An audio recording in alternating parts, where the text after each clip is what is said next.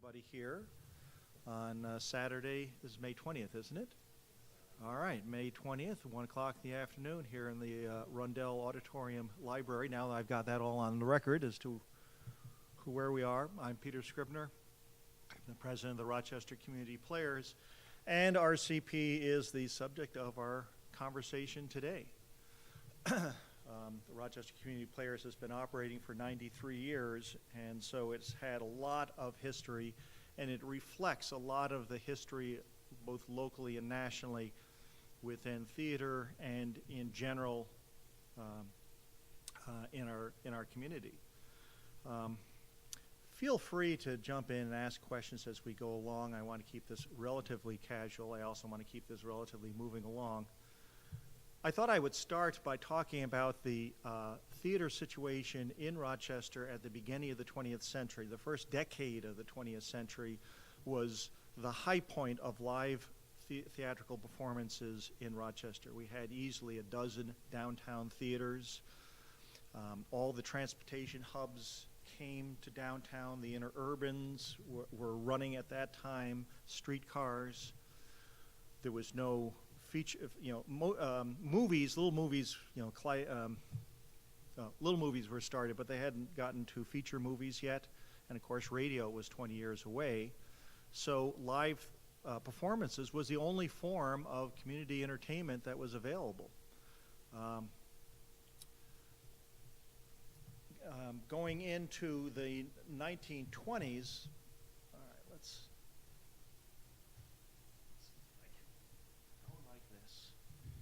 If I move around, actually I can even hold this if that's all right.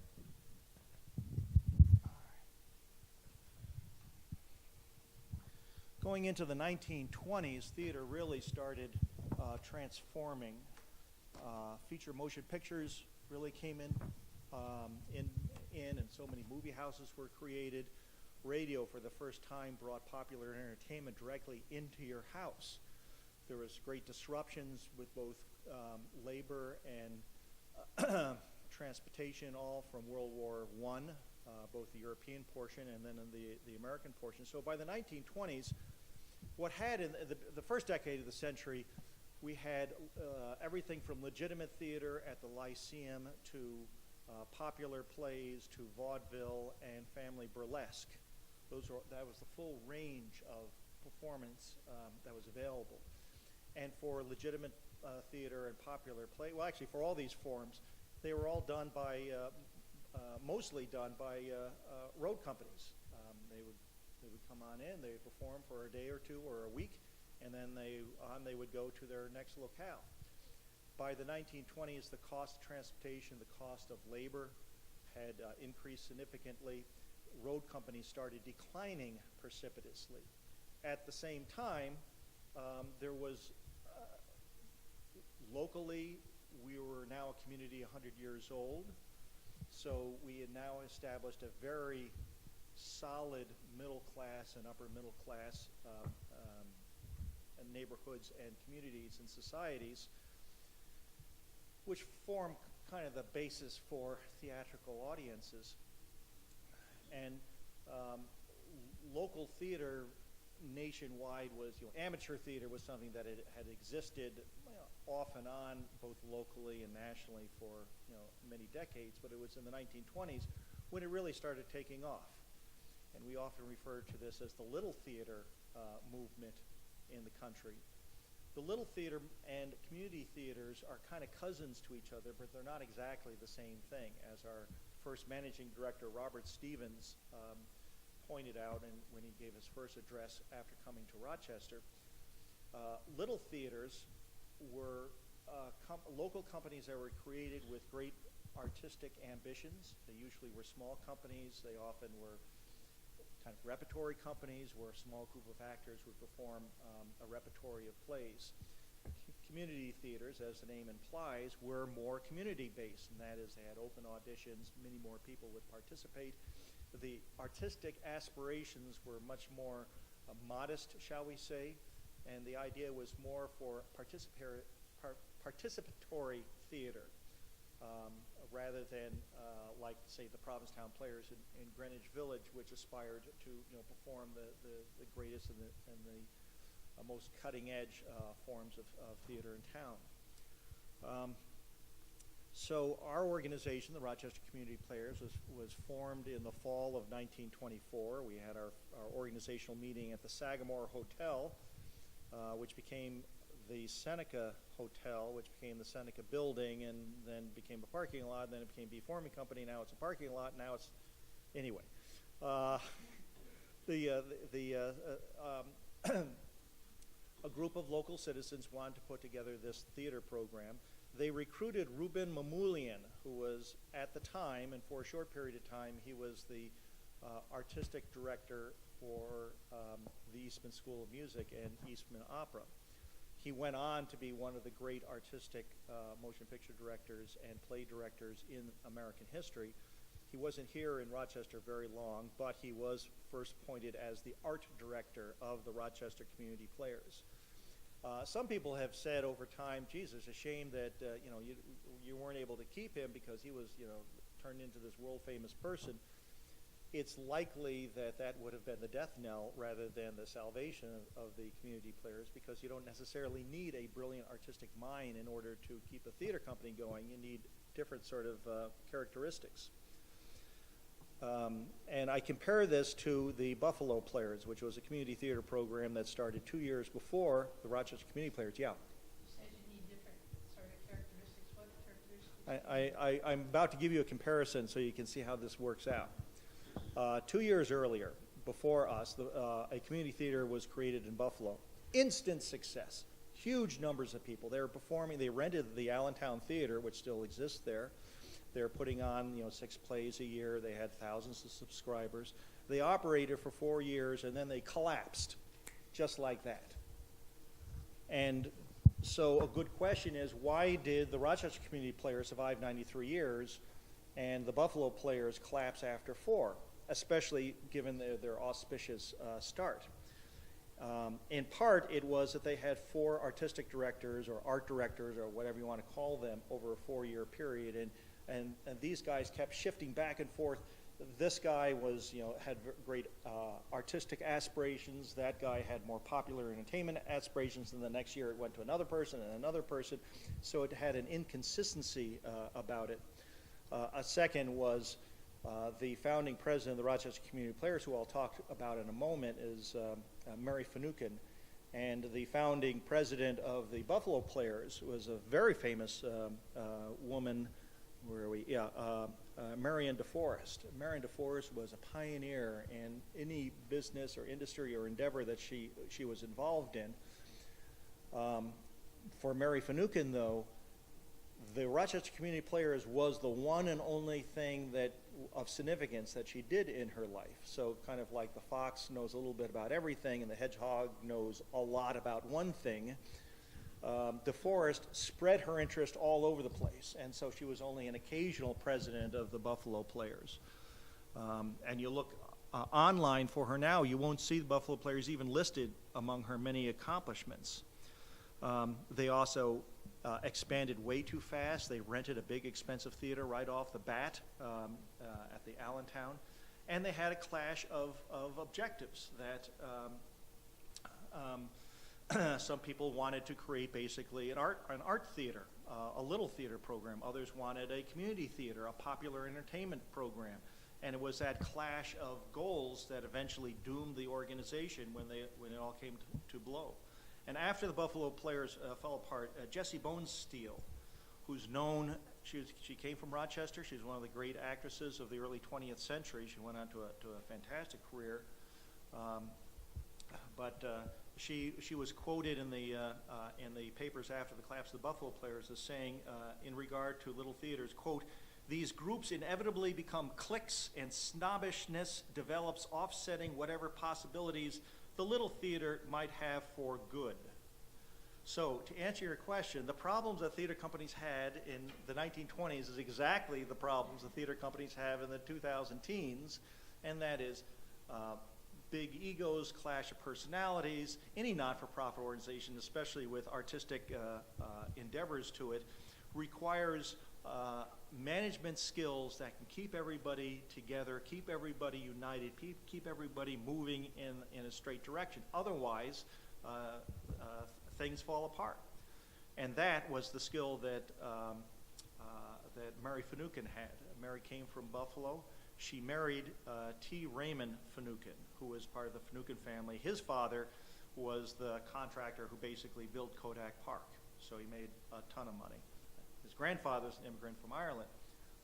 And so T. Raymond was, according to the family, he was kind of the brains of the family. He was a financial wizard. He got into real estate and things like that. He was a bit of a colorful character himself. He married one woman, a showgirl in Chicago, on kind of a drunken weekend, and his father had to come into town the following week in order to get the marriage annulled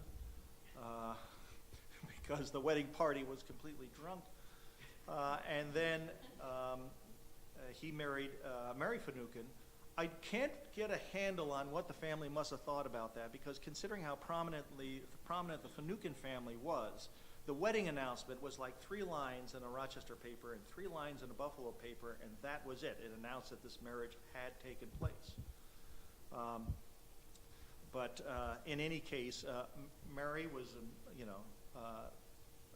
nothing particularly stood out about Mary. She didn't have a theatrical background. She didn't have a management background. She didn't have a business background. She came from a comfortable middle-class household in Buffalo, married into this very upper middle-class or upper-class household in Rochester. So she was, immediately part of the social scene. But in the fall of 1924, when all these volunteers were putting the Rochester Community Players together, and even then, you had people with theatrical backgrounds and management backgrounds and business backgrounds, and yet Mary turned out to be the person, after about 2 or 3 months, somehow she turned out to be the person who was the president. And I think it was probably a consensus that this quiet, well-organized, well-mannered woman from a prominent family was probably the right person to put the organization together. And she was. She was the person who kept all these egos intact and moved things along. And when business advice was needed, she had the connections with her husband's business to give advice on business affairs. She was only president of the Rochester Community Players for 4 years, and then illnesses made her retire. The rest of her life is a study in tragedy. A few months after she stepped down as president of the Rochester Community Players, her husband, T. Raymond, bet a guy in Florida that he could get to New York faster than the guy taking the train. And then T. Raymond rented a plane, and 2 days later that plane disappeared somewhere in the Northeast and has never been found. So this was headline news in the New York Times, as well as all the major newspapers in the Northeast, as the widow is going to New York trying to find the wreckage of this. They sent out the dirigibles to search for the place and this and that. So he was never found. Frankly, she was not a big favorite of the Finucane family, and not long after her husband was pronounced dead, she was moved out of the family house, and other families kind of moved in. She stayed in Rochester. I mean, she was set up nicely. They had a trust fund for her and all that, so finances was not an issue. But she was, and a few years later, she moved to New York and then to California. And sometime in the late 1930s, she married this guy who was, she was 55. He was like 32, and he was an artist with Warner Brothers. During World War II. He was in the Navy Reserve as an aviator, and he died in a plane accident off the Oakland Naval Base in like 1943. So she lost 2 husbands due to aviation accidents. She eventually ended up in San Diego and retired and passed away around 1962. And I just imagine that this woman, as she's sitting there in La Jolla looking at the long rollers from the Pacific coming in and thinking of her girlhood days in the 1890s in Buffalo, where her mother would have these little social clubs meeting at the house, or in the 1920s when the snug little playhouse over on South Clinton, on cheery, warm, winter nights, all the society people in town would come to see these little plays, and then all the other events that took place in her life for another 30 or 40 years after that. So Mary was an amazing, amazing person, and she accomplished so much in the 4 years that she was our president. One of the first things she did was that she went to New York and she engaged, as they would say, the guy who became our managing director. He was engaged or hired for 3 weeks. He stayed for 28 years. And his name was Robert Stevens. And Robert Stevens was himself an actor. He was part of the Ben Greet Players, among other things. But he was far more known because of his relations. His first cousin is Mrs. Fisk, also known as Minnie Madden. Anyone who knows theatrical history in the United States would recognize that on the top 10 list of the greatest actresses of the late 19th and early 20th century, Mrs. Fisk would be right there. She never got into motion pictures, so she doesn't have the celebrity today that she would have in her era. But she was, like any personality who's known by a single name, Mrs. Fisk, everybody knew who she was. And Robert Stevens' sister, Emily Stevens, was kind of Mrs. Fisk's successor, about 20 years younger. She also was a great actress of the early 20th century. And so when Stevens was engaged, he was well known for having these two great relatives. And yet, in a funny way, he managed to establish something that has managed to survive all these years, whereas Mrs. Fisk, for all those thousands of reviews, and Emily Stevens, for all the great roles she played, are hardly remembered these days. And unlike the four guys that they had over 4 years, the Buffalo Players, Robert Stevens was the exact right personality for managing a community theater program, a program that was run almost not entirely by people without theatrical experience. There were a couple of our early people who had some experience, but mostly not. And not all of them were members of society, but a great majority of our actors and all were society members. Opening night at the Rochester Community Players in the 20s and 30s was the front page of the society page when we had society pages in a newspaper.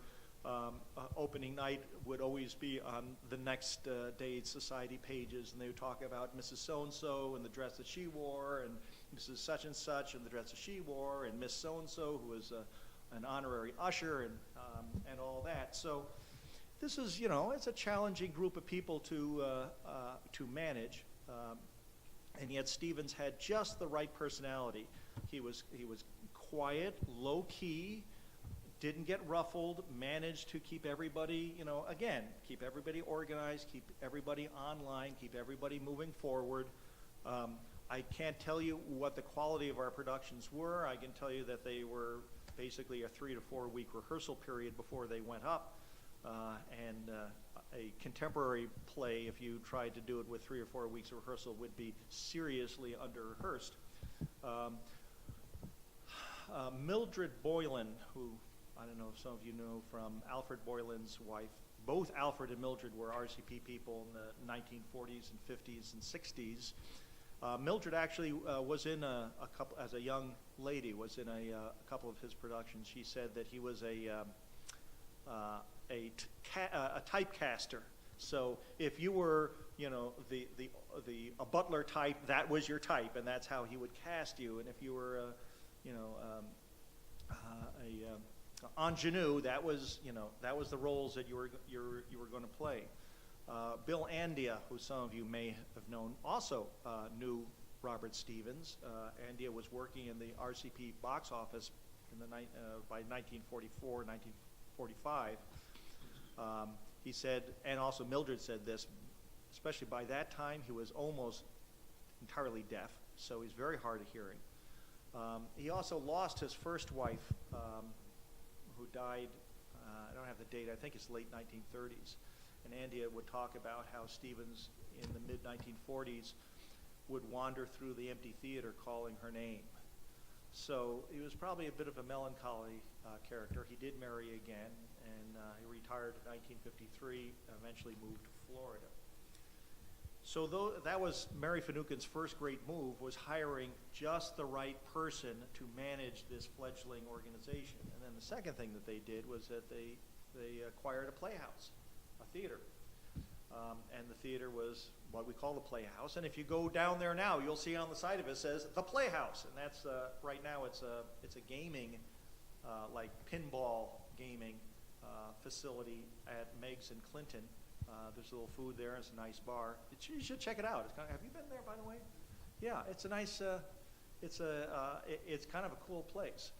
It was built as the second German Baptist church in Rochester in 1892 because we had so many German Baptists that they could have two churches. By around 1910, I think it was sold off as that church merged and was used as a machine shop when the Rochester Community Players bought it, or when the Finucanes bought it and then turned it over to RCP in 1927. I have to be a little careful here. It was never an ideal theater. It wasn't thought of at the time that this was going to be our theater forever. It was thought, well, we need a place. Let's use this place for now, and then we'll, over time, we'll accumulate the money, and then we'll get the theater we really want. Then the Depression hit, and then World War II hit, and by the late 1940s, this was our theater. It was just considered, our home, and so the idea of moving somewhere else was pretty well. The original idea that this would just be a temporary theater was pretty well on the wayside by then, and I'll have more to say about that in a little bit. Our first production was Wedding Bells, January 19th, 1925. At the German House. We did our first year and a half mostly at the German House on the second floor auditorium. When it was a German House, they had a bowling alley operating downstairs where the restaurant is now. And so you'd be watching this play and you hear, it's the bowling pins are crashing below you there. Wedding Bells is a perfectly forgettable play. I do not recommend anybody staging it today. I think it's certainly on the opening page. It might even be the opening line. Includes an ethnically stereotypical Japanese butler with all the pidgin English. I mean, it's just kind of like embarrassing to read. But this was what we did. We started with very simple, easy to produce plays, popular plays, plays that would develop an audience.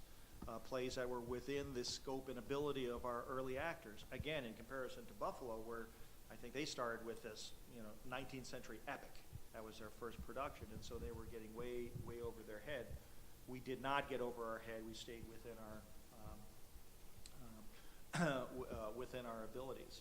We did put on one production in the spring of 1926 in the old Lyceum Theater, so that we are a part of one of the great theaters in Rochester. The Lyceum opened in 1888 as the great premier theater in Rochester. It was torn down in 1934 and turned into a parking lot. This was late in the Lyceum's era, and we did manage to put on a production there. We also did a movie. And I don't want to spend a lot of time on this because you could spend quite some time on Fly Low Jack and the Game. But that was a movie it wasn't formally Rochester Community Players, but it's the Rochester Community Players people who put this movie on. It was Fly Low Jack and the Game, done during the summer of 1927.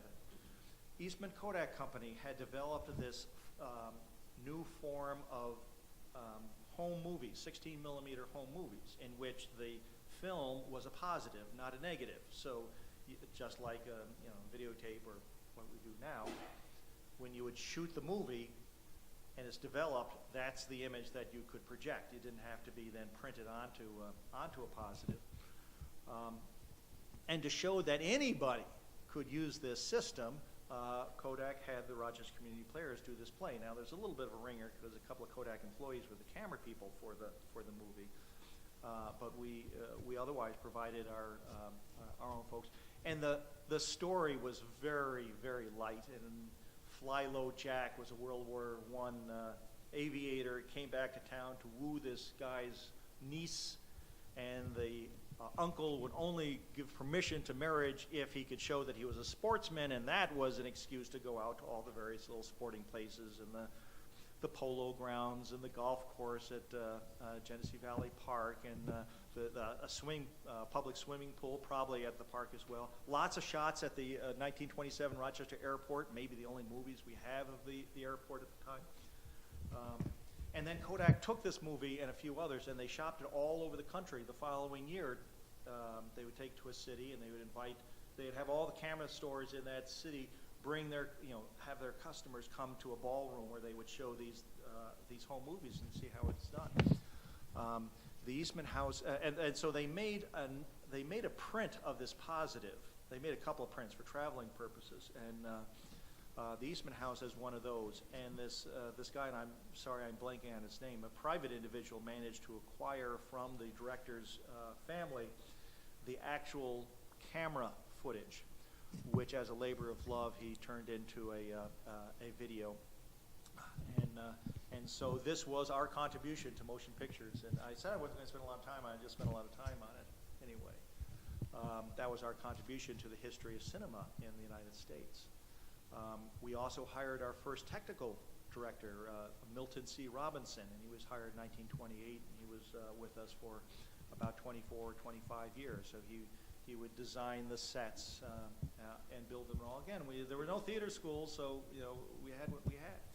The way that the theater operated at the very beginning, and the way we operated right until easily the late 80s and early 90s, was on a subscription basis, and that is that we tried to, we called them memberships, but they were basically subscriptions. And so for $10, you would get 2 tickets to each of the 5 or 6 or 7 plays that we were doing that year. And so every fall there would be a big subscription drive trying to generate ticket sales, and that provided the basis for our finances. We started Children's Theater in 1931. Lorraine Smith was somebody who ran our Children's Theater program for a couple of decades. December 1932, we did A Christmas Carol. And this was a production that I'm sure even Jiva would say, wow, that's pretty impressive. We had 50 characters in the play, and you can imagine turning the playhouse into they had 8 different sets for the production. Most notably, there was a movie, I assume for The Ghost of Christmas Past. There was a little movie that was intersected into this production, and the movie was done by James Sibley Watson, the early experimental cinematographer in Rochester. I have no idea what happened to that film. I surely would love to see it. In 1933 was the first year that we did the Rotary Show, and we did this right up until the late 1970s. We'd have a fundraiser for Rochester Rotary. They would pay us a flat fee. Their members would go out and sell tickets, and we would put on the production. It was a great partnership for many decades. Since, as you may know, our primary programming today is Shakespeare, our first Shakespeare production was in January of 1936, and we put on a production of Twelfth Night at the Old Playhouse. This was an extra production. It wasn't part of the subscription season when they put on 4 shows. Good old Milty turned the Playhouse into something kind of like the Globe Theater, and I've seen pictures of it. We have, of course, our archives are here at the Local History Department of the library, for the most part. I've seen pictures of the set, and Milty did a pretty good job considering the state and the availability of research on the Globe Theater in 1935 and 1936. He did kind of a nice job.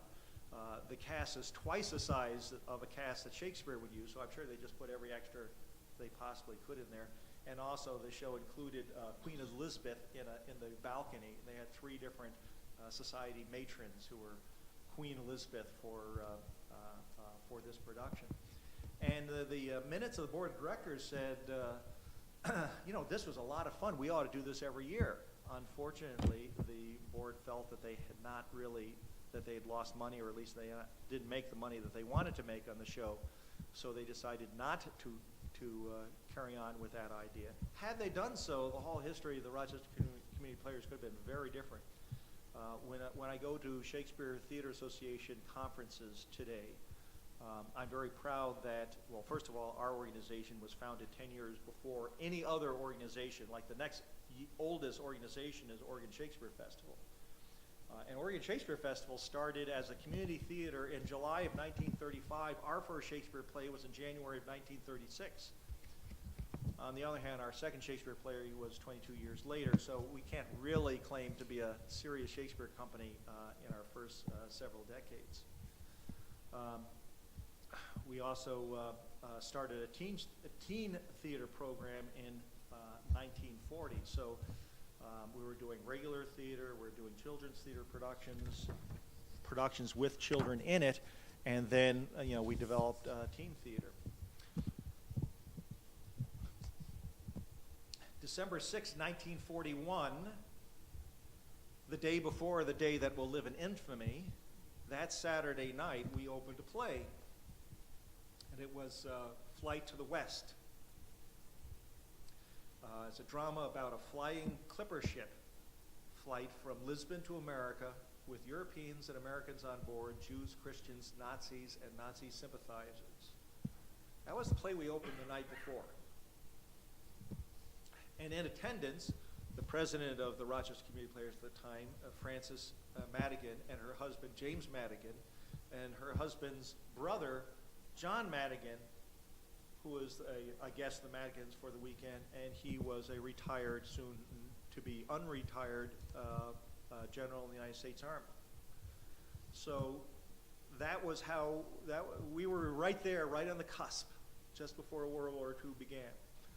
We operated through World War II in the same way that we operated through the Depression. Many theater companies were started in the 1920s. They did not survive the 1930s. Many theater companies went into the 1940s and then either did not survive World War II or went in suspension, like Oregon Shakespeare Festival. They went dark for 7 years during and shortly after World War II, whereas we continued to perform all through the war. Our entertainment was extremely light. Nothing serious to speak of, because the idea was to provide light entertainment for the community. We offered free tickets to service members during weekday shows. Excuse me. As much as possible, our productions in that era had lots of women, had old guys, had teenagers, and very few military-age men because of casting availability, shall we say. I remember that Robert Wilcox, who went on to be a bit of a Hollywood actor in the late 1940s and then died in the early 50s, he participated in one of our productions during a leave home from the military. But there was another actor who performed with us. He worked in 1943 to 1945. He was working in a local war industry, and his name was Arthur Lithgow. And Arthur Lithgow was the father of what am I talking about? John. Thank you, John Lithgow, who was actually born in Rochester. They moved to Ithaca when he was a baby. But and when John was born, that was like Arthur's third child, so he was called up, but then he didn't have to report because he had a third child.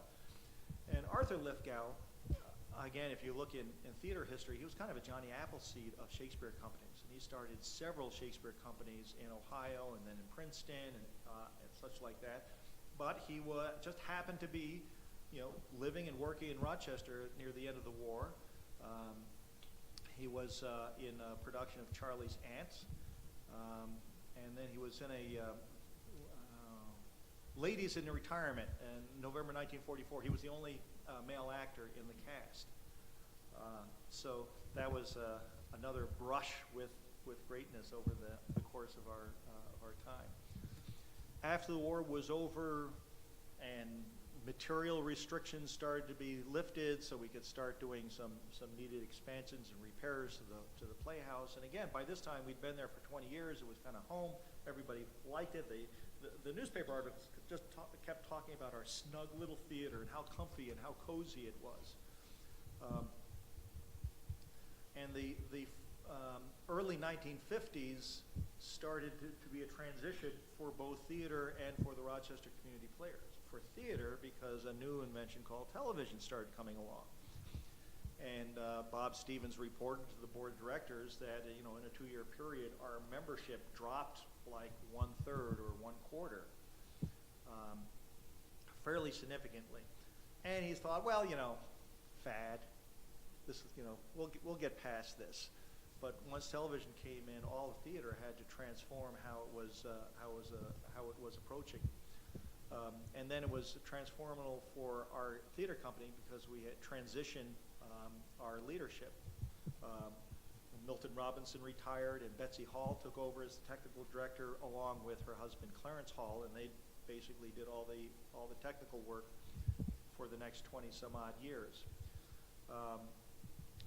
And in 1954, Robert Stevens finally retired, and the board of directors engaged a couple, George and Harriet Warren, to take over. George as our managing director and Harriet as the artistic director. And Bill Andia was, who again some of you may know, he passed away just this past year. He told me, and here's what I wrote down. The Warrens changed the atmosphere of the theater significantly, replacing the clubhouse social aspects with a more professional orientation and irritating many of the, quote, old guard, unquote, in the process. For example, before the Warrens, members would often just hang out around the Playhouse green room, that was in the basement of the Playhouse, playing cards, not actually associated with any particular production, but always on hand in case any help was needed. There used to be season photo displays in the lobby for the various seasons during the Stevens era. The Warrens took them down and may very well have thrown them out. So they were trying to say, this is new era, whole new team, whole new ball game.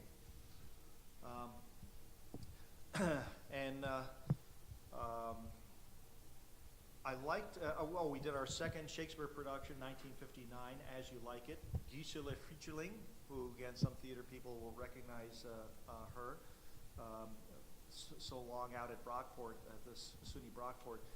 That was her third production with us. She was a Rosalind in As You Like It. I bet you she was one heck of a Rosalind for that show. I love our 1958-59 season. The productions were Guys and Dolls, Inherit the Wind, Visit to a Small Planet by Gore Vidal, Blithe Spirits by Noel Coward, As You Like It, and The Happiest Millionaire. And except for the last play, which I'm sure was a fine play, all those other plays are well-known plays in the theatrical repertory. So in previous years, especially in the Stevens years, we were doing light comedies, occasionally a serious play. He was not afraid of that, but he would always tend, in a season of 6 productions, he would maybe have one relatively serious drama. The Warrens brought more balance and more depth to the theatrical offerings that we were doing.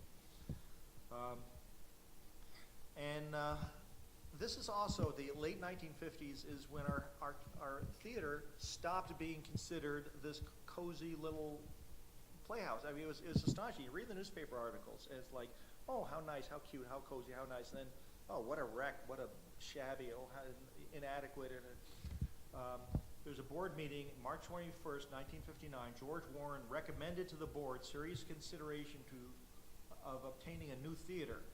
The minutes said, Mrs. Babcock asked Mr. Warren to comment on the need for more workspace for Barry Tuttle. He was doing theater technical work for us. Warren told the board that he had inspected various theaters now available with an eye to future possible housing for the players. He feels that the board should think seriously about a new theater.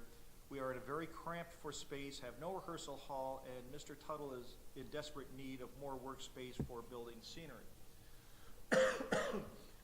Now, we didn't get rid of the Playhouse for another 27 years.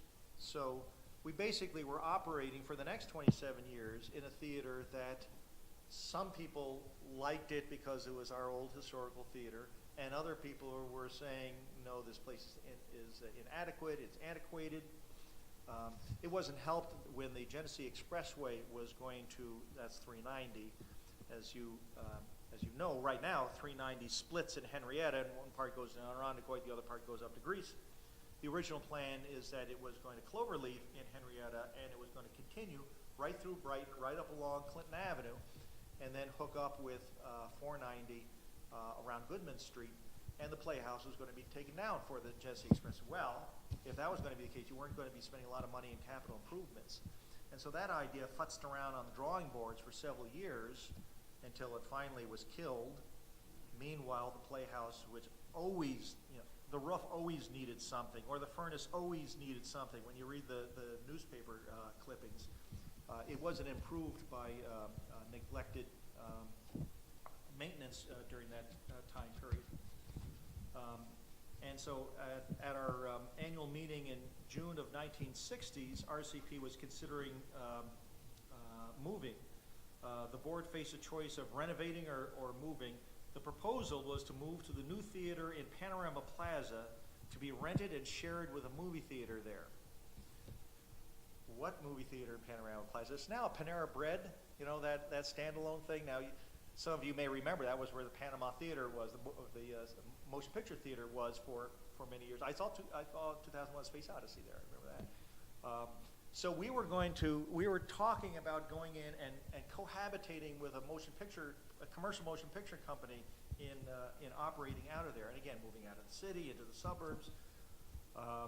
Sentiment over the proposal was sharply divided among the members attending, and that's probably an understatement. So the divisions of the 1960s, starting with the urban-suburban division, were starting to kick into our organization. I don't think any of this was apparent to anybody who would come to our plays. Mimi Kennedy, who's made a nice career for herself in Los Angeles in television motion pictures. She's the daughter of Nancy Kennedy, who was for many years our president. As a 12-year-old, Mimi started her theatrical career in Spider's Web, playing opposite the same Gisela Fichterling. Somebody else who you may know, David Runzo, was as a teenager, I think. He was in Mr. Roberts, our Rotary show in 1961. Robert Forster, who has had a very interesting Hollywood career. He was, he came from Rochester. He started with us here. His first production was Come Blow Your Horn, the Neil Simon play in 1963. About 2 years later, he went to New York. He was a big deal, and then he wasn't a big deal. He came back to Rochester. He painted houses. He bummed around, and then who am I thinking of? The Hollywood director who resurrected his career in Jackie Brown, Quentin Tarantino. Yeah, kind of got him reset as an older character actor as opposed to a young, kind of a leading romantic lead. And so, but anyway, Bob Forster got his start here at the Rochester Community Players.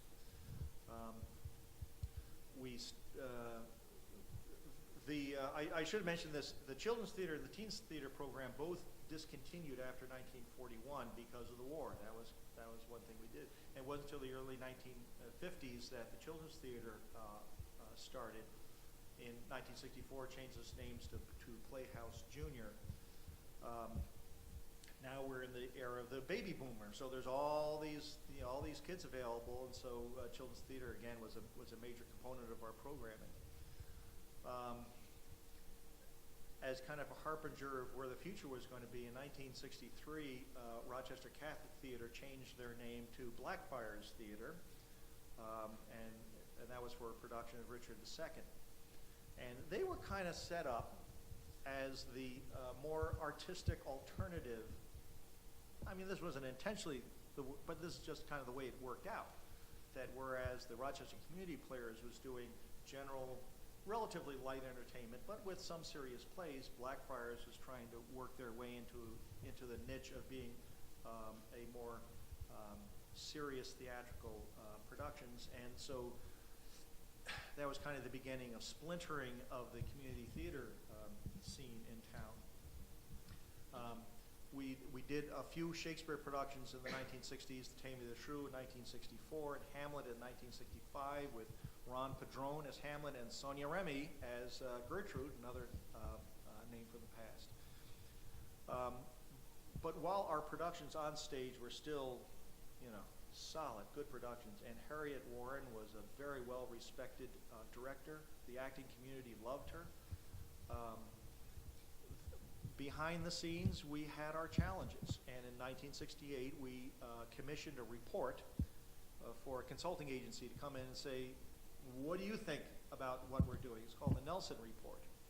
And a summary I have of it says the Rochester Community Players had done a superly lousy job, I think that's my words, in defining future goals and will attract no financial support, public or private, if RCP is, 1, parochial in its outlook, objectives, and activities, 2, act independent of other arts groups, 3, remains an amateur group. The report went on recommending expanding the scope of the theater with an emphasis on increased services to the entire community, serving a wider audience, and above all, making sure there's public awareness of all of these activities. Intense arguments within RCP organization about the report.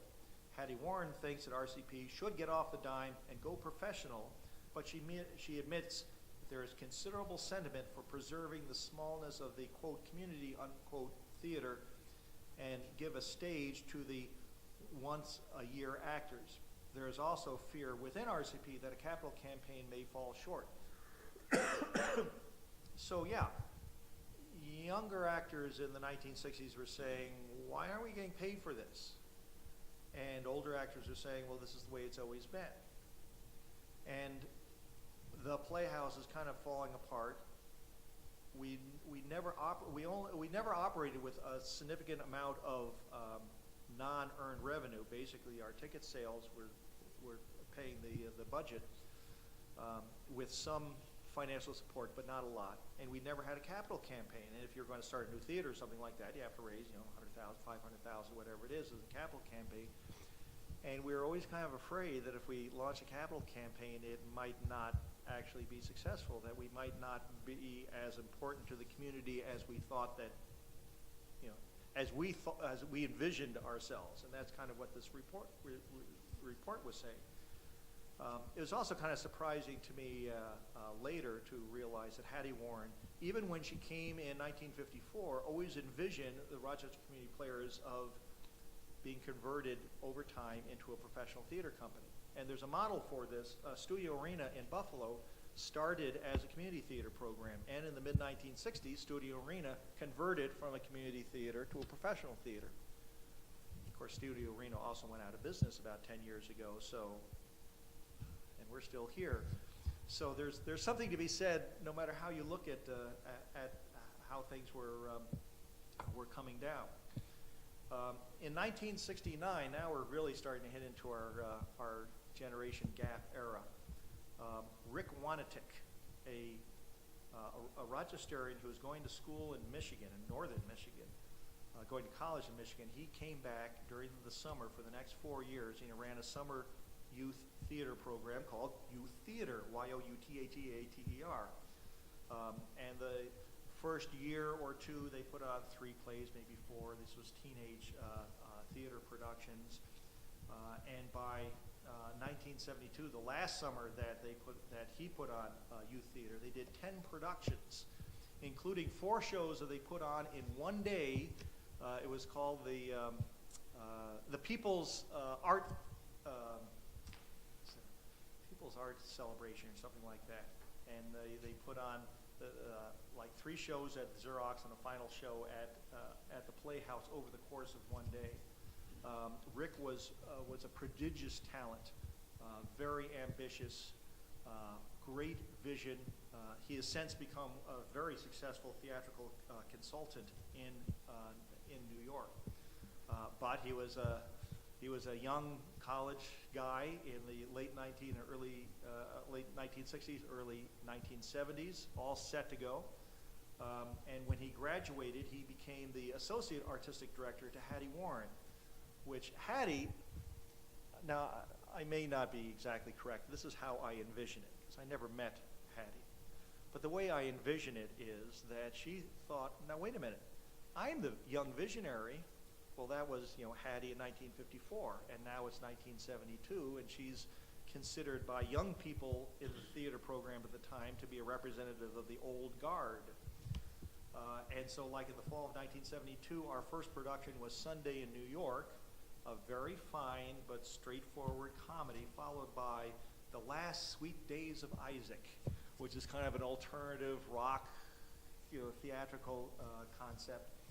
And so the Warren-Wanetic partnership didn't really play out very well, and Wanetic, stormed into the board of directors and threw down his resignation with all the indignation that 21-year-olds can muster.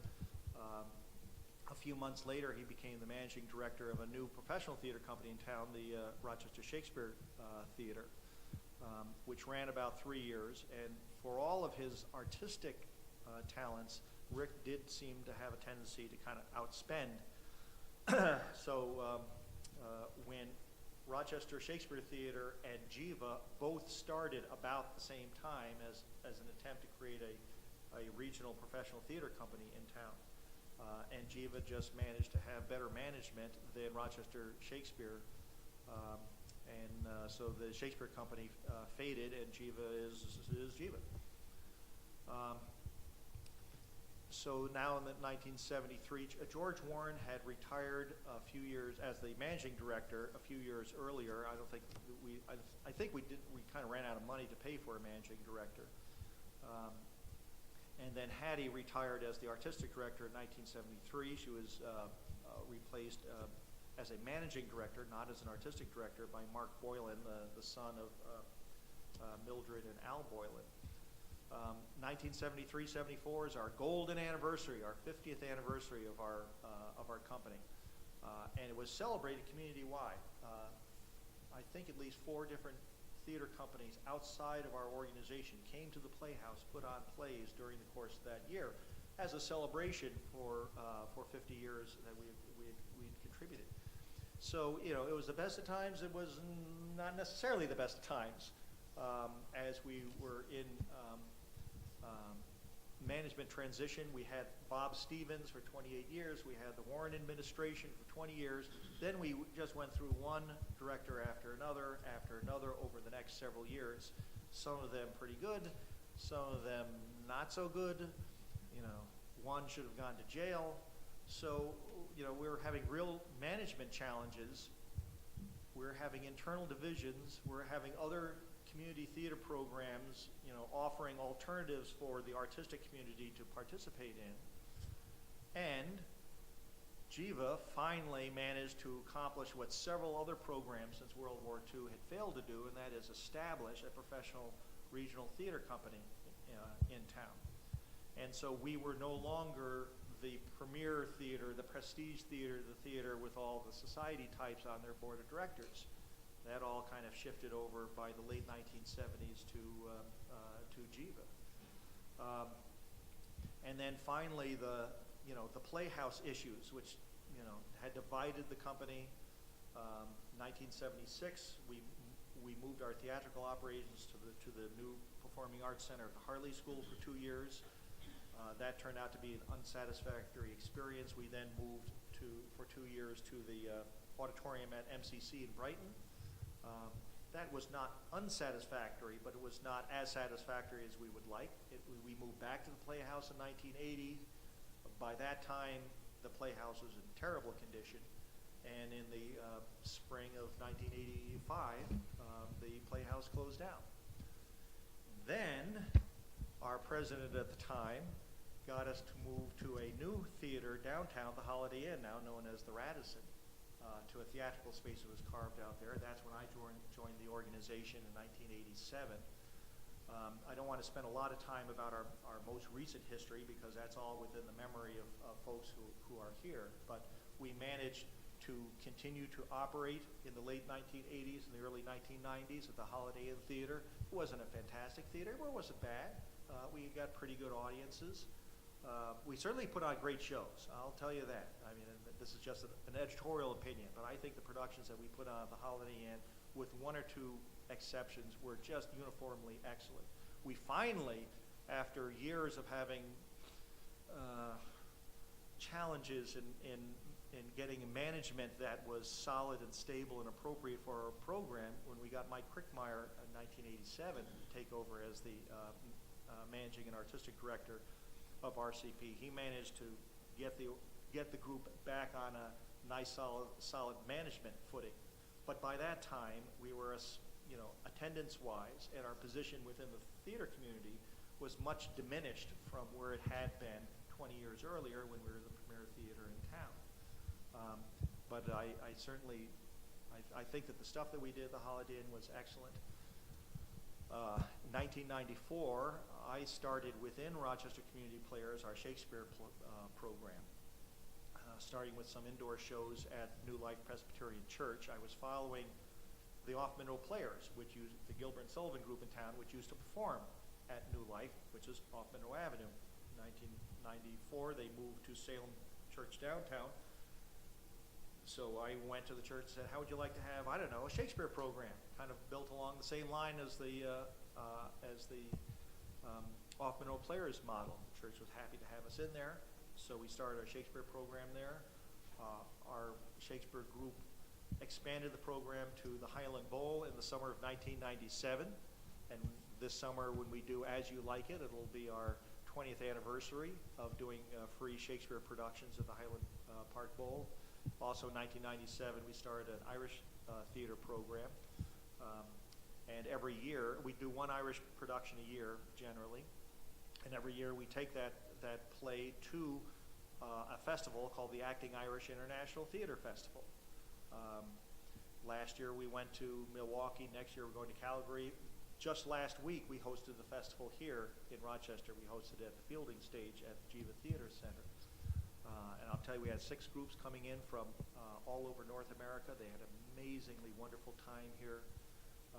They loved the town. They loved the theater. They were at the current Holiday Inn on State Street. They loved the hotel. They couldn't say they loved how we did our things. They loved how Jiva did their things. So we had a lot of guests come into town who were very, very pleased with us. So that's kind of our retrospect. We start 1925 as this little society dilettantes theater. We weather the Depression. We weather World War II. We managed to survive a transition to new management in the 1950s. We continue to provide to be the premier theater in town. And then for about a 30-year period, we had to manage our diminishing stature within the community. And this is just something about not-for-profits. I saw this supplement. It was about 1953 in the Democratic Chronicle, and it was the 150th anniversary of, I think, Monroe County. And so the supplement had these pages, and they would be one for commerce, and one for retail, and one for healthcare, and one for education, and then all of the big entities in town contributed advertisements, way to go Monroe County, things like that. You look through this thing, almost all the commercial companies that advertise in that supplement are gone. And if they're not gone, they're radically transformed. And almost all the not-for-profit organizations that advertise in that supplement are still here. Not-for-profit organizations, if they are well organized and well managed, will keep operating. Not-for-profits are entities that operate on a business-like fashion, but with a community goal. And if that goal changes, then the group modifies. So if you were a tuberculosis, hospital and tuberculosis got cured, you then became some other sort of a sanitarium, or you became a drug rehab place or something like that. You continued the mission. The Rochester Community Players started its mission as providing theater for the community, of the community, and by the community. In 1925, we had open auditions, we had community unpaid actors, and we had professional quality directors. In 2017, we have open auditions, we have community or unpaid actors, and we, we'd like to be able to pay them more, and we have professional quality production staffs as well. So our operating procedure has been unchanged in 93 years. Our founders would be astonished to learn that today what we're doing is free Shakespeare at the Bowl, which didn't even exist at the time, and Irish theater, and going off to cities putting on productions elsewhere. But they certainly would recognize the goal, the mission, and the operational motif of the Rochester Community Players. And I think that is that's to the great contribution of all the volunteers that worked with us for 93 years, not only those who managed us when we were doing fantastic, but those that kept us operating, and more importantly, kept us providing a service to the community even when our mission was in transition. And with that sweeping comment, y'all got any questions?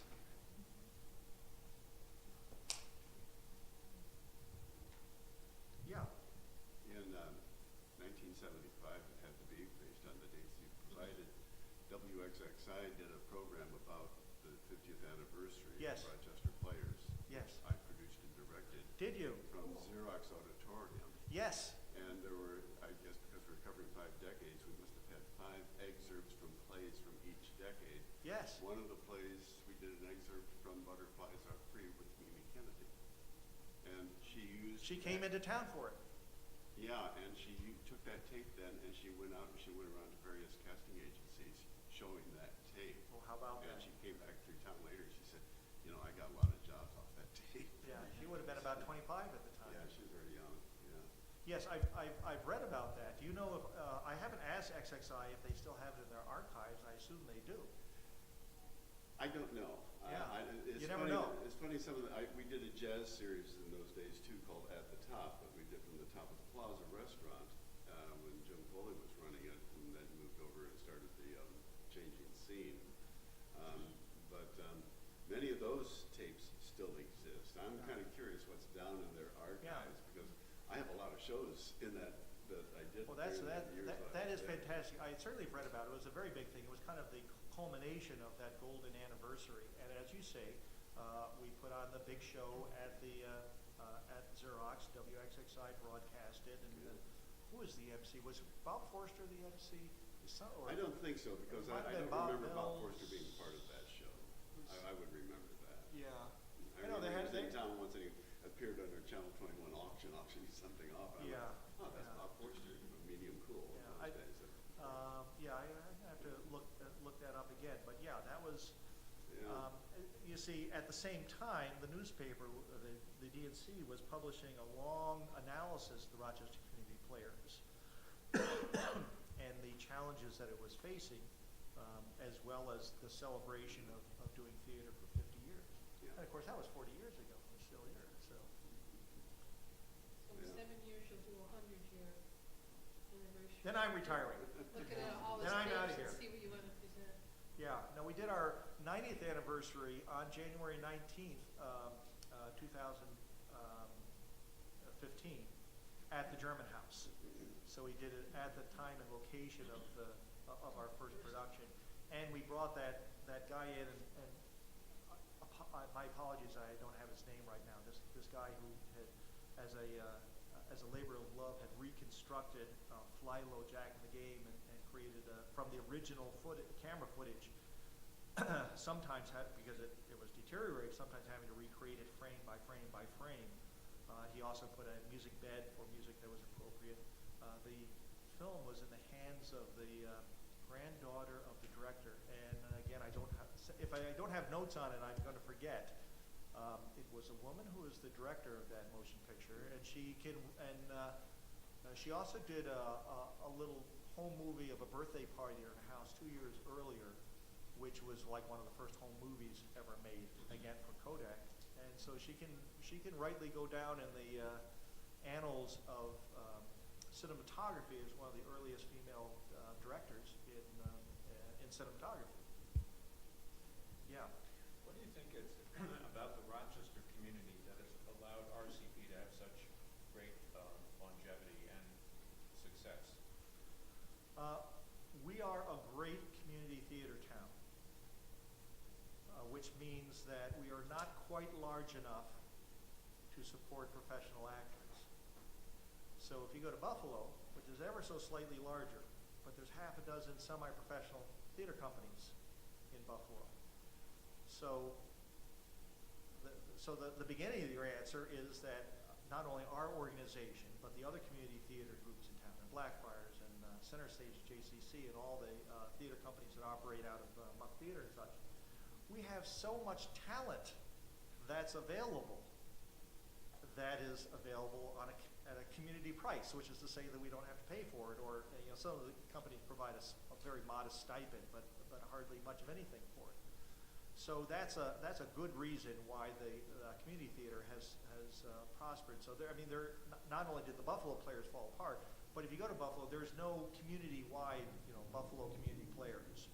You'd have community theater companies in Lancaster maybe, or in Amherst, or in some of the suburbs, but you don't have a community-wide one. So we are about as large a city as you can have that doesn't support doesn't have an opportunity for a large number of actors to get paid for all the stuff that they do.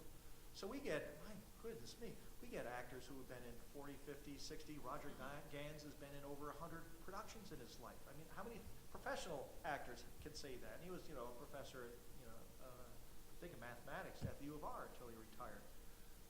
So we're just kind of feasting off of the great talent that we have in town. At least I would explain the past 20 or 30 years. Starting in the 1960s, colleges and universities started creating theater schools and churning out theater graduates in an amazing deluge of talent. And so we provide today, as do the other community theater groups in town, we provide an opportunity for people who love theater and have theatrical training to participate in what they love. Now, they may have to work at the Gap, or they may be a self-employed attorney, or whatever, but they have an opportunity to participate in theater without the stress of having to make a living in theater.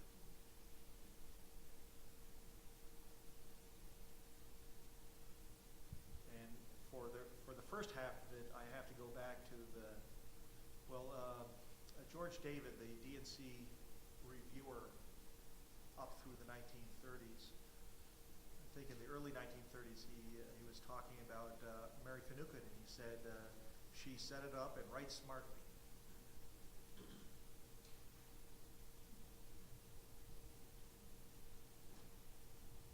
Karen, how did I do? Pretty well. You only left out the Botsford as one of the places. Yeah, I was kind of... We moved around a lot at the end. Yeah, we went from, because I joined the board of directors in September of 1988. In December of 1988, we got our first letter from the Holiday Inn saying you have to be out by the end of the year. And we managed to stick it out for another 6 years at the Holiday Inn by, I don't know, hiding the keys or something. Just, we managed to put it off until we ran out of time. We then moved for 3 years out to the Botsford School, which was right next to St. John Fisher College, and they had a beautiful facility, and we operated out of there for 3 years. It was a challenging relationship. The Botsford was a dance school with lots of money, and we were a theater company without. So it wasn't always smooth, but we appreciated our time there. Eventually, the Botsford School closed down. Fisher bought the property, and this I find absolutely astonishing. They tore down the building. This building had a nice auditorium on the first floor with a Marley floor stage, and below that, a beautiful dance studio underneath, and they had dressing rooms and shower facilities and administrative offices and all that. And to this day, St. John Fisher College does not have a theater. I mean, a theater building. They have a flat floor auditorium that they can kind of turn into a theater, but they don't have a theater facility. Here they bought one, and they tore it down. Now, I don't know. I'm sure Fisher has very, very good reasons for what they did. I'm just a little astonished. Now, Peter, you and I were in a production a few years ago at Muck. It was an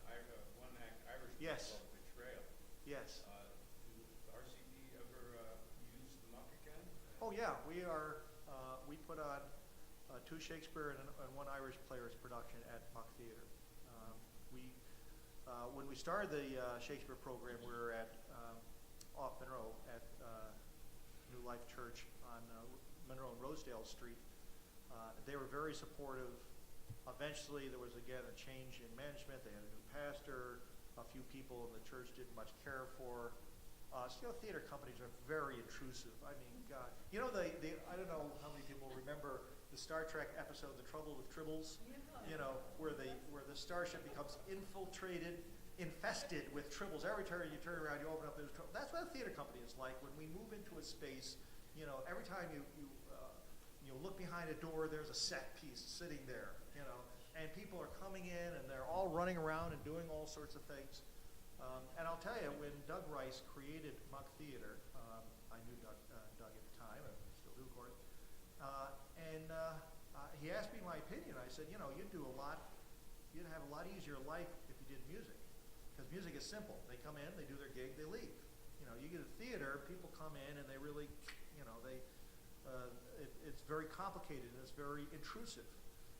Doug said, I want to host theater programs here. So that's what he did, and we've enjoyed the Muck relationship ever since. If anything, Muck has become too successful.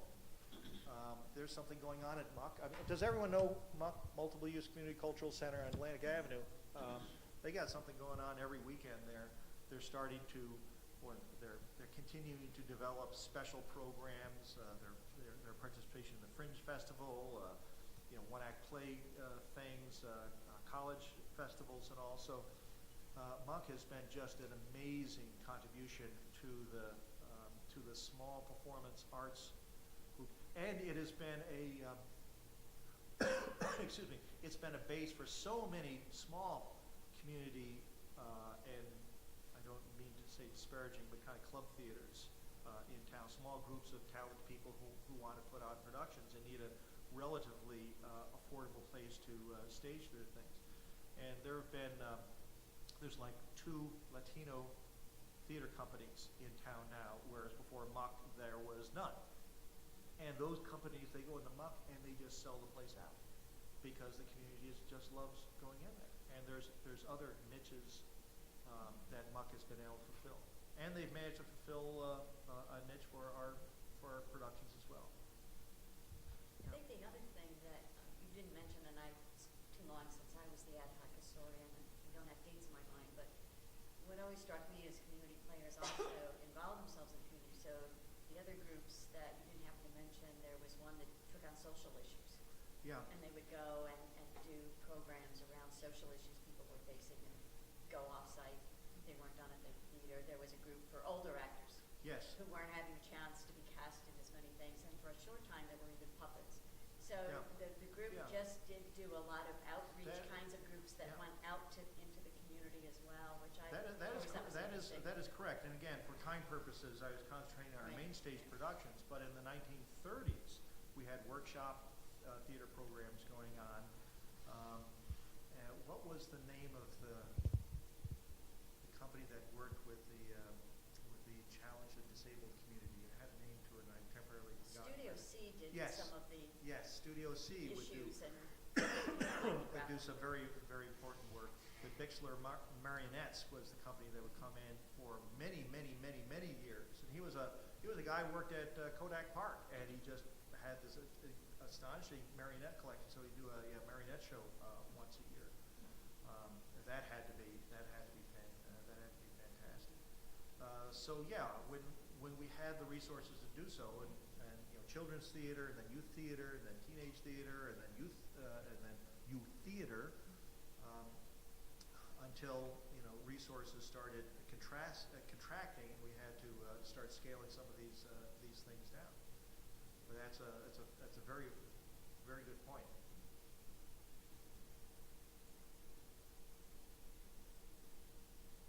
Nothing? No one? Nothing?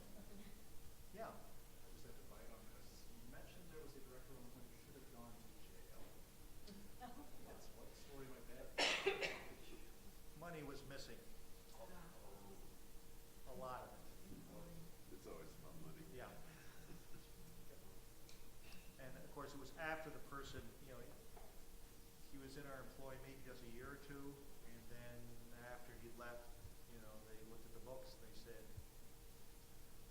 and then there was another artistic director. The money didn't go missing, but when we sold the Playhouse, we came up with $50,000 in profit, which we desperately needed. And our new artistic director at the time managed to blow through the entire $50,000 in a little over a year. I mean, basically, we had income of about $50,000 a year, and he ran a year with expenses of about $100,000. So, oh my goodness, those sets were beautiful. You know, no expense was spared. But it was, you know, it was bad management to hope that, you know, nice, fancy, expensive sets is going to bring in an audience that wasn't there in the first place, and to splurge all that money in a short period of time.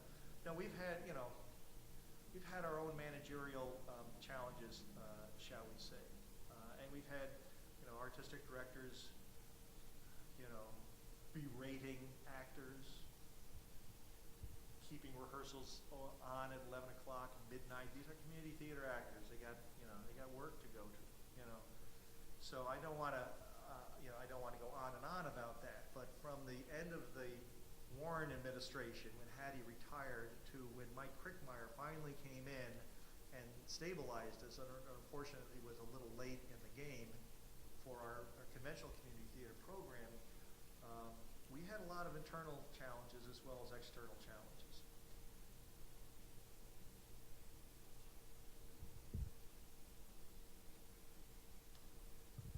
I think that's a good place to stop then. How about that?